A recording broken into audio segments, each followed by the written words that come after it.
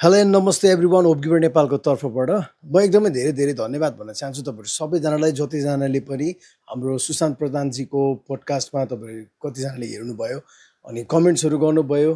म सबै कमेन्ट्सलाई एकदमै धेरै रेस्पेक्ट गर्छु। जतिले पनि पोजिटिभ कमेन्ट्स गर्नुभएको छ अथवा नेगेटिभ कमेन्ट्सहरू पनि गर्नुभएको छ, तपाईँहरू सबैजनालाई एकदमै धेरै धेरै धन्यवाद भन्न चाहन्छु।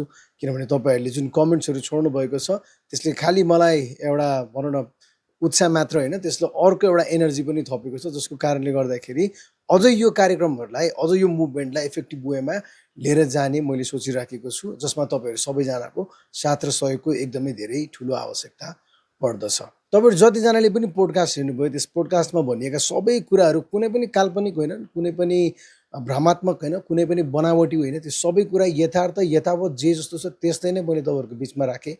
धेरै कुराहरू मैले अझै राख्न पाइनँ किनभने पहिलो podcast I was really very nervous at that time है।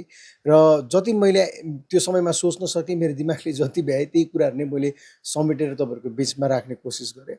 तर त्यहाँ कुनै पनि कुराहरू बनावटी छैनन्, कुनै पनि कुराहरू त्यहाँनिर यत्तिकै भनौँ न भनेको कुराहरू छैन। सबै जे कुरा मेरो लाइफमा मैले भोगेँ मैले त्यही कुराहरू तपाईँहरूको बिचमा सेयर गरेको। त्यसमा तपाईँहरू कतिजनालाई राम्रो लाग्यो होला, कतिजनालाई नराम्रो लाग्यो होला, तपाईँले कमेन्टबाट पनि बताइसक्नु भएको छ त्यो कुरा होइन।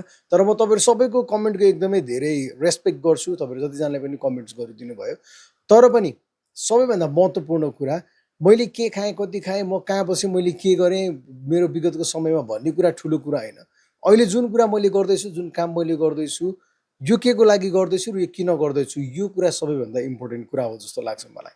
त्यही कारणले गर्दाखेरि हामीले के खायौँ, कति गऱ्यौँ भनेर हामी त्यहाँ कमेन्टमा भनौँ न जुगलबन्दी गरेर त्यहाँ हुनेवाला केही पनि छैन।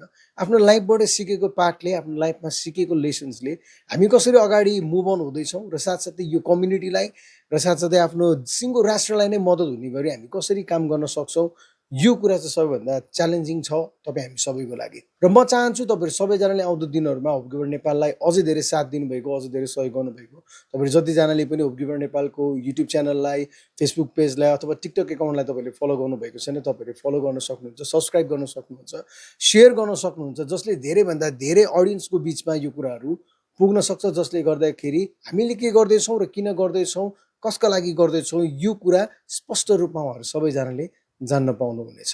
र एकदमै धेरै धेरै धन्यवाद जतिजना पनि तपाईँहरूले अगाडिबाटै फलो गरिसक्नु भएको छ, सब्सक्राइब गरिसक्नु भएको छ, तपाईँलाई एकदमै धेरै धेरै धन्यवाद। Welcome to hope giver Nepal family.